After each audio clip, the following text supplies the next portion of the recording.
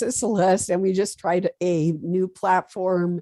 Thank you for your patience. We're trying to kick the tires, diversify our platforms so that we can continue to bring you cutting edge science news. And so today we decided to fall back on our old Zoom platform to bring you this nano moment. What we are trying to do is kick some tires to see if we can do webinar nano moments so that you can ask questions on the material that I share. At first, I was going to do a whole potpourri of nano moments that we were going to put up on YouTube and Facebook. But as Providence would have it, or technical glitches, basically that document disappeared off my computer. It's been kind of interesting the last 48 hours, lots of technical challenges to overcome. So today was not a surprise.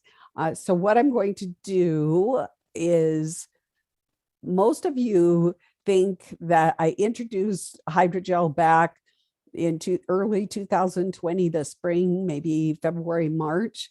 And I shared about the DARPA background about hydrogel. And many of you just thought that that was the end of the story, but it is not the end of the story with the hydrogel. Since the beginning of the year, we see hydrogel aerosolized in the air now. It is called aerogel. So it's oftentimes it looks like smoke, but it's not, and it clings to the ground. So if you see something that looks like smoke, it's more than likely aerogel, which is aerosolized hydrogel. The World Economic Forum in January promised that all commercial food would have the hydrogel platform in it by the end of 2021. And I am reporting that they have pretty much successfully accomplished this goal. So anything that you do not grow yourself more than likely has hydrogel in it.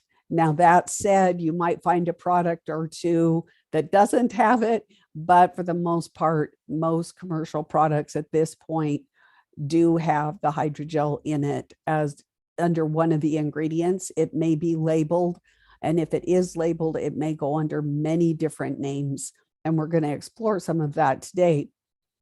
Also, it is in our water. They have decided that hydrogel is a great filter, and so they're going to put it in everyone's drinking water. And if you have a well, they may very well require you to have hydrogel put in your water. And this is supposedly to combat microplastics.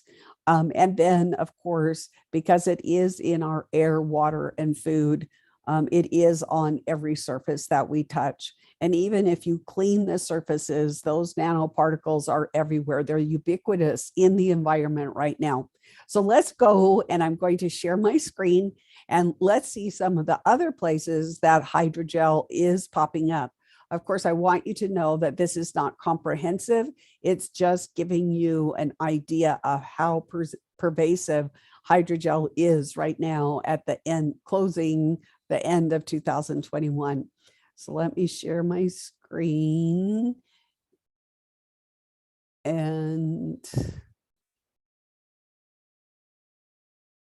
so right here, it says that there is a battery built entirely from hydrogel, as soft as human tissue, and could offer biocompatible power source for medical implants, says its inventor. So of course, hydrogel is used in tissue engineering, and this says that it's biocompatible. The reason it's biocompatible is because it's stealth. Your body does not recognize it as a foreign object. So let's just click and see if I can open this, open link, so that you can see this particular article. many of you wonder in a grid down situation, what's going to happen with these nanoparticles. Well, as you can see, they have their own little battery pack and they have their own communication system, both for receiving and sending out information. And this bio implant is actually hydrogel, but it could be as a ingredient in other devices, like for flexible down here in the second paragraph, flexible batteries, wearables, sensors, that sort of thing. Let's see if there's anything else, but that's kind of where they were going with that. So let's go back because we have a little bit to, maybe this one is going to bring it up. Come on, open, open, open. No, I don't want to rewrite it. I want to open. So unfortunately, most cancer treatments at this point now do have hydrogel in them. So that's what this is. It's an RNA or messenger RNA packed hydrogel, treats cancers that line the organs. And I really like the graphics in the journal, the journals. It really makes it easier to understand. So this is for mesothelioma, and that is for asbestos lung, basically. So what they're going to do is use a miRNA, and they are going to alter your peptides in your body. We've got lots and lots of peptides. That's how they're going to do it. They're going to send this messenger or miRNA in a kind of a gel or a swarm, and it's going to, once it gets into your body, it is going to self-assemble, and then once it's in your body, it's supposed to be absorbed by the tumor and fight the cancer. But unfortunately, even if it does fight the cancer, it does swarm and multiply, and basically what have I tried to say? It takes over your body, basically. So I'm at a loss for words here today after all my technical stuff. So I apologize. So let's get out of that one. So I don't care what cancer treatment you need to specifically ask if any of your treatments have hydrogel, and don't take their word for it. Get the physician insert. Another place that we're seeing hydrogel is on anything adhesive. So now we're going to have to look at things like Band-Aids, duct tape, anything with an adhesive quality that could be medical or non-medical, and it will have the self-healing properties. So basically what it does is when it assembles, it does build this scaffold or infrastructure in your body. It's extracellular. So the matrix, instead of being, in this case, instead of being within the cell, it's outside the cell, or extracellular matrix. And it is going to be used for wound adhesion and hemostasis. So that is another thing that you're going to see it popped up. This particular with the adhesive, it's biomimetic, which means it's imitating nature from the muscles. So going down here, then we have injectable hydrogel, And this is pretty scary because we're hearing more about embolization right now. That's blood clots. So this vascular embolization is a blood clot. And so basically they want to treat things and like hemorrhage, aneurysms, and other vascular abnormalities with hydrogel. Current materials include metallic coils and liquid embolic agents, but they're not able to fully control embolization. Actually, they really are pretty efficient, but they're not track and trace. So they do have this injectable hydrogel, which would probably take the place of your like heparin. So you're going to have to be on the lookout for that if you have any type of a blood clotting or vascular issue that you may be offered an injection of hydrogel. Oops, I think I went too far. Hold on. Some of these are duplicates, so I won't go into those.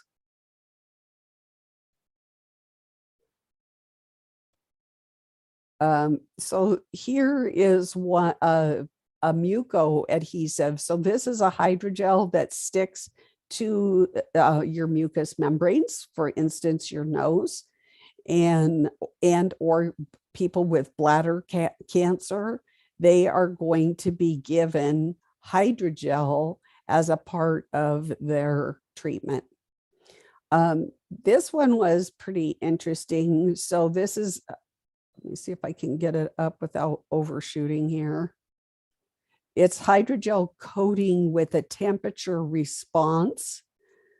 So this is a double layer hydrogel. And remember, most of the hydrogels are in a lipid envelope, and they have the hollow belly that can deploy any type of drug, toxin, explosive, poison, whatever they want to get into your body.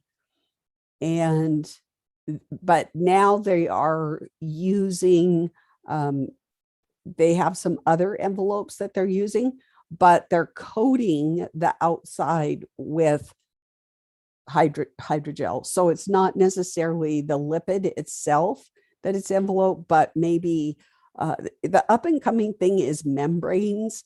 And instead of our traditional barriers that we've always known or skin, we're going to this membrane. So just like with the countries, they want a free flow of people between countries under globalism.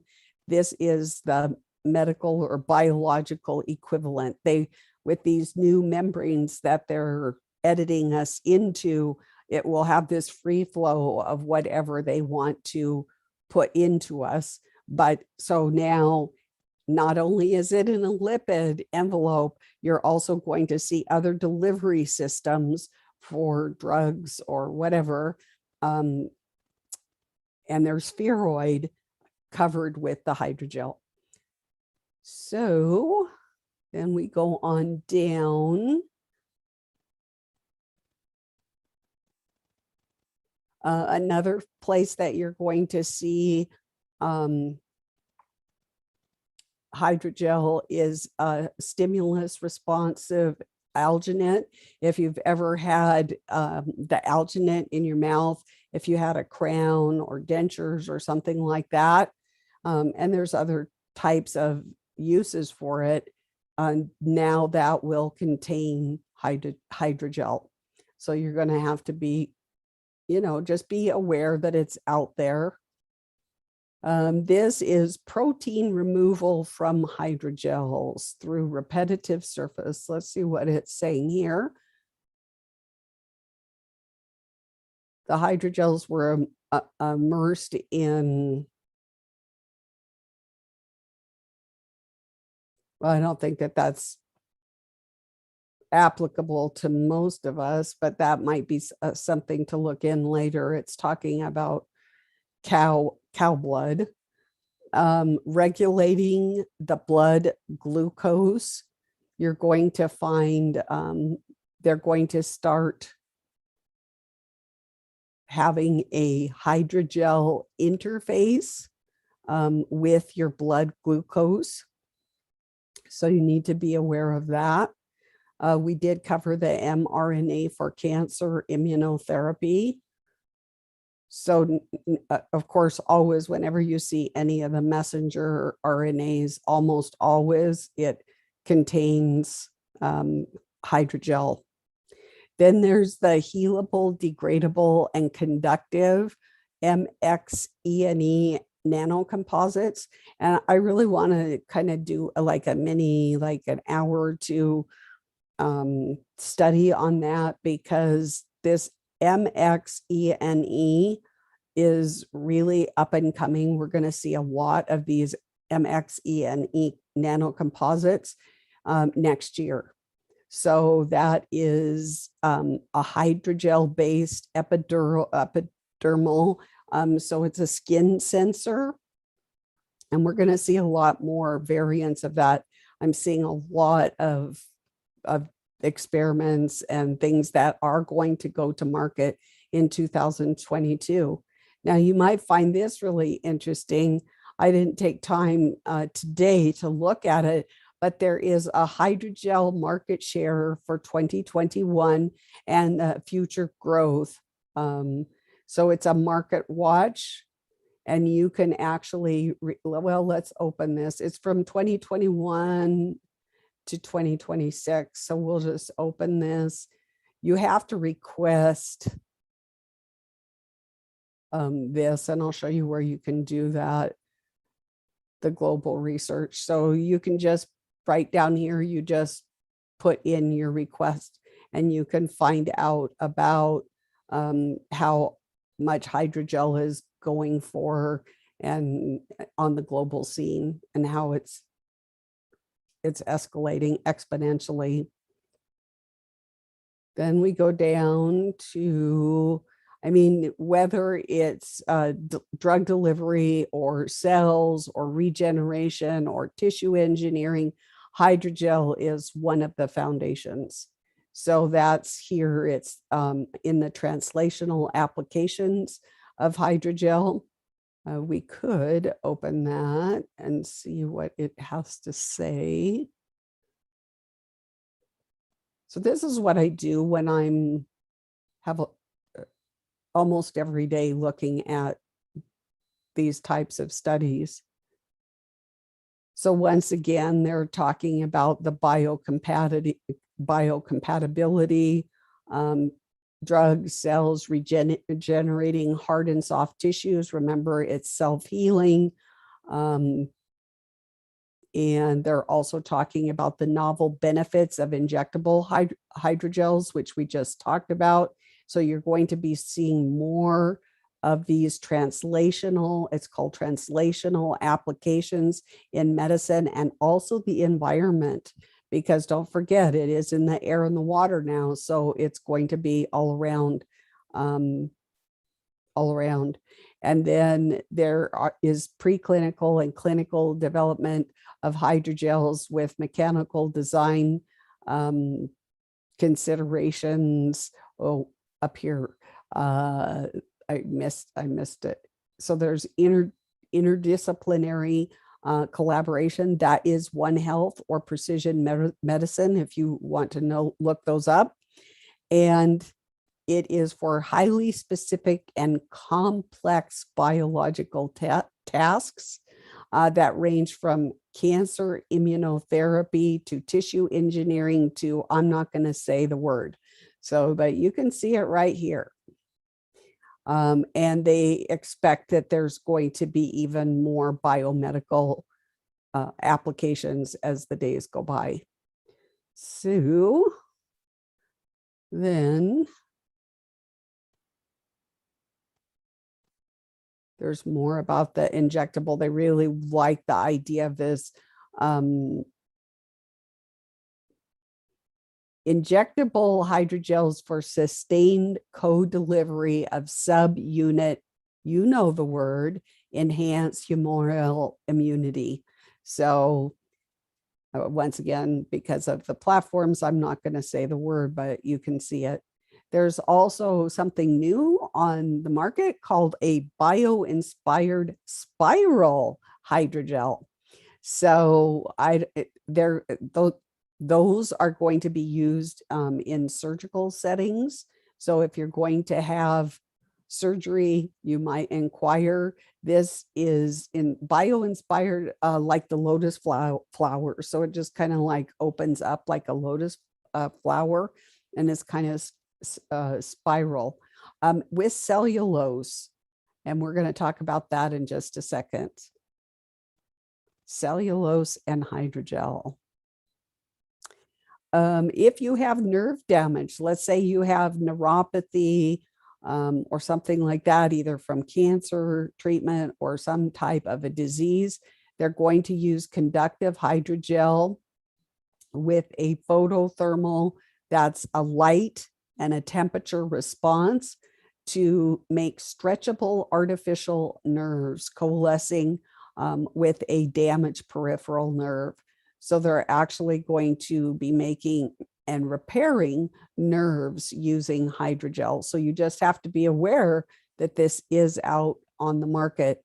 Of course, I did cover last year that the first market that is going to be impacted by this were the contact lenses. So you might as well just realize that that's where those are going. And here is silicone hydrogel in contact lenses. And all I did was a quick search this morning to just, find out at the end of 2021, where are we with hydrogel? And I was pretty shocked at some of these. For instance, they now, if you need a heart transplant, you can get a hydrogel adult heart printed. So this is 3D printing of hearts made of hydrogel. And I believe that the ultimate, one of the ultimate things with this is that they are going to implant a full organ or whole body transplant, if you will, to a synthetic humanoid, and then just upload different people's memories and stuff. And you would have a silicon twin of you, only it would not be a carbon life form. It would be a silicon life form. I do believe that they are creating all of the different parts of a human body to put in synthetic humanoids.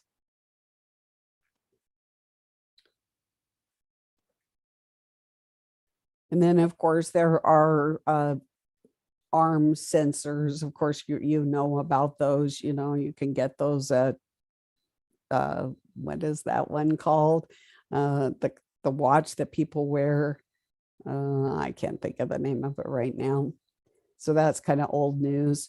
There are, now remember, we've got different types of triggers for these hydrogels.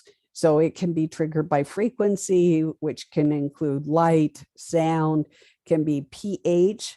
But here, this is a dopamine, that's a chemical in our brain that triggers the hydrogel swarming and crossing the blood-brain barrier and to do whatever pathological mission it is ordered to do.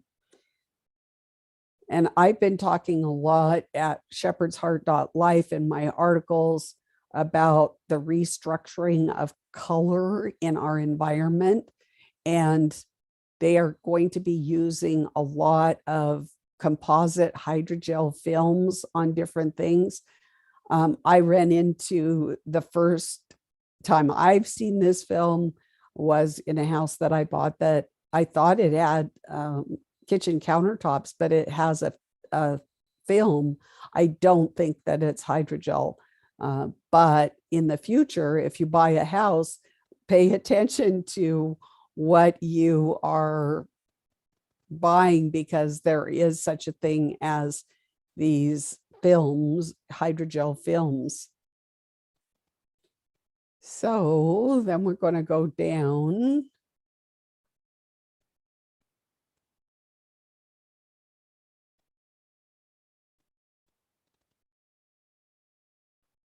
And I just want to just show you this. And I guess, unfortunately, I will have to do this live because for whatever reason, it didn't copy it.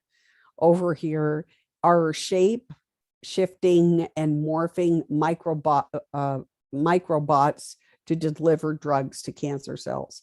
So once again, if you've got cancer, they're just inundating you from every possible way. And so I'm not going to look up cancer, but what I had done this already. So we're going to look up hydrogel and obesity. I'm going to put the link. Whoops, if I can spell it.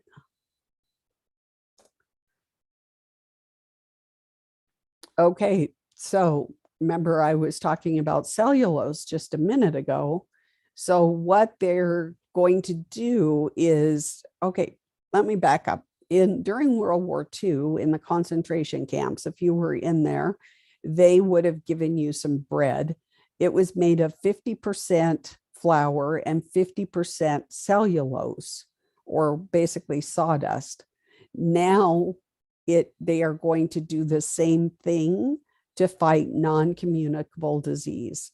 And what is non-communicable disease? Remember, I told you at the beginning of 2020 that they were going to be fighting non-communicable diseases with the ingredients that were in the, you know what, a pat on the shoulder type thing. So you're going to find edible hydrogel capsules to treat obesity, and how they're going to do that is basically a hydrogel cellulose. So it will take the place of the wood fiber or sawdust, only it will be hydrogel. And here you can see lots of different, there's a hydrogel pill for overweight, obesity, and biomimetic cellulose-based super absorbent hydrogels. And basically, your body cannot digest cellulose. And so basically, they're going to starve you to death and you're going to be getting thin, but the hydrogel part will be swarming and taking over your body. So yes, you will lose weight, but you will eventually go from a human to a hybrid to a synthetic as it completely takes over your body. So anyway, those were just a few of the developments in 2021 on hydrogel. And if you have any questions, I would take those at this time. Yeah, we do have a few questions, Celeste. First question asks, the questioner says, does this hydrogel also contain the graphene and the nanobots? Yes, absolutely. Okay, and now there is other questions. Let me just scroll down till I find the question, but it's a question relative to makeup and women's cosmetics and all of this stuff. Here it is. Hang on a minute. I'm sorry, I've got to find the rest of the question. Yeah. There's a huge do-it-yourself injectable beauty treatment frenzy that is going on. Do you think the hydrogel is in them too? So that's the first question. Absolutely. Like there's this lipstick that plumps up your lips. I mean, it's got a hydrogel in it. And actually, that is the first time that I basically heard about nanoparticles in the commercial industry, and hydrogel specifically were in beauty and health products. Somebody asks, what doesn't have hydrogel, Celeste? I don't know what doesn't, like old books, maybe anything older. I'm afraid that even that if you buy new clothes, that it's actually woven into the fabric. I didn't even go into that today. Whether you get a sweatshirt, a pair of jeans, a coat, whatever, it has it in.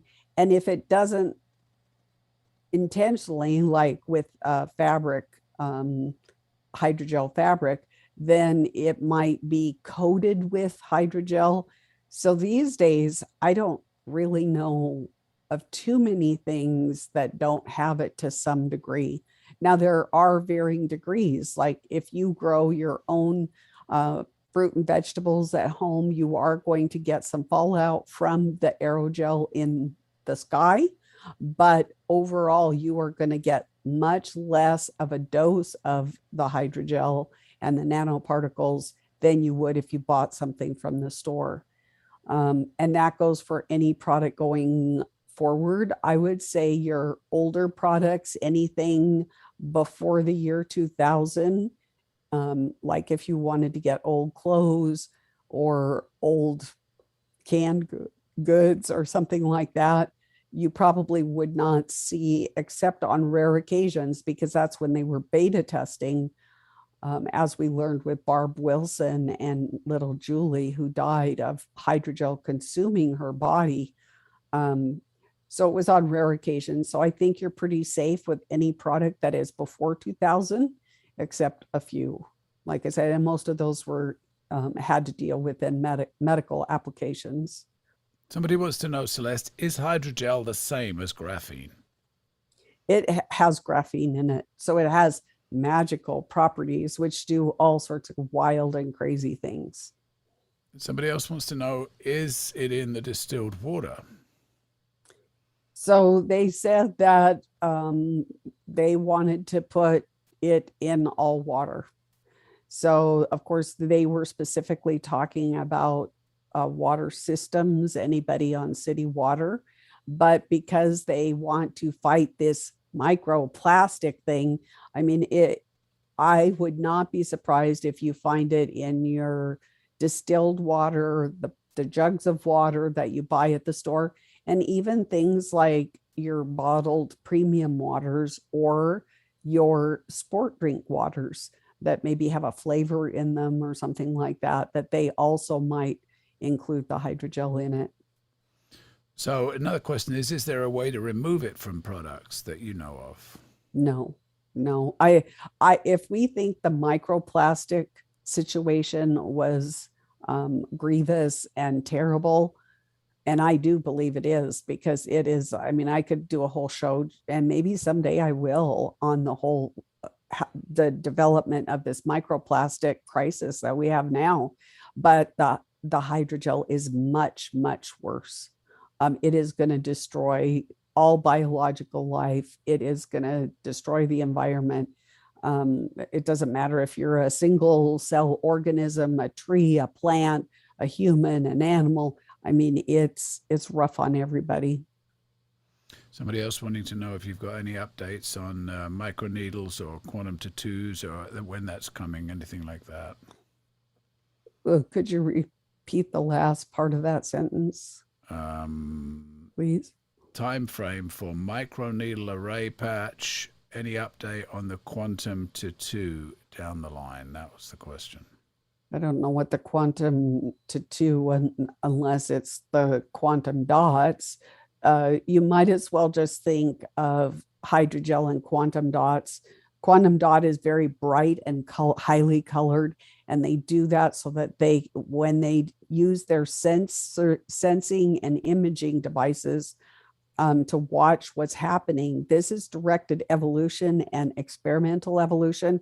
So they're putting things into your body, watching how your body changes and either adapts or dies by imaging devices. And so the colors help to differentiate, because they're throwing so many things in us. They have to be able to distinguish which thing is doing what. And so quantum dot is the more colored, and hydrogel is more it's not as colored, but it is track and trace.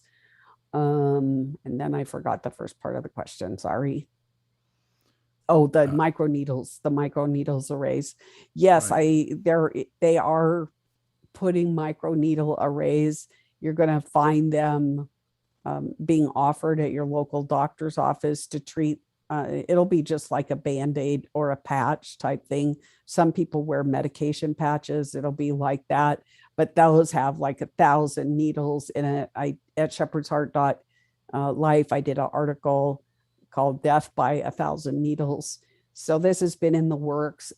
Probably almost as long as the hydrogel, these micro needle arrays. And if you do look up hydrogel and micro needle arrays, it'll give you a long list of the new technology and the new things that are coming out. Question about white pine tincture or pine needle tincture. Can that remove it? So don't forget, my position is that it can help the biological, but the robotic, it's not going to help. So, and this is a Nano Sin Bio. It's the fusion of biological and robotics. And so, you can't, once it gets into your body, it cleaves to whether it's your cell, an atom, a molecule in your body, an organ. It cleaves, you become one with it, and there's no way to get it out that I know of. But another question in the same vein, is there a way to get it out of water? I did some looking, I made some inquiries. I have not seen one study on getting it out because it is an agenda item. They want it in all water because they want everybody constantly dosed, tracked, and traced all the time, because this is a big experiment going on right now. So I haven't seen anything, and the alt media people that might know were not really interested, or if they are interested, they're keeping their mouths shut at this point and not going public with it. But I don't know of anything, like your big Berkey isn't going to take it out. So I don't know of anything that will, but there are very creative, intelligent people on the face of this earth, and they may be working on something that we're unaware of at this time. Okay, I think that kind of sums up the questions that I have here for the moment, Celeste, at least the ones. If I apologies if I've missed a question here. There's a lot of comments here, and there might be a question buried there that I missed, but that kind of sums up the questions that I've got at the moment, Celeste. Okay, thank you, John. Okay, everyone, so that's your nano moments. We will get our ducks in a row, and I will be doing these more frequently. I'm not sure that, well, I guess I'll be doing about 5 minutes a day for 5 days a week on the nano moments to kind of get you up to speed and give it to you in little bite-size bits so that you can digest it and understand it, and understand where the technology is and where it's going. But it won't be just hydrogel specific. It will be the full gambit of those 150 journals that I go through. So it might have to deal with sensors, might have to deal with agriculture. It most certainly is going to involve nanotechnology at all levels. So I just want to say thank you for your interest and have a blessed day. And we'll see you next time on Nano Moments.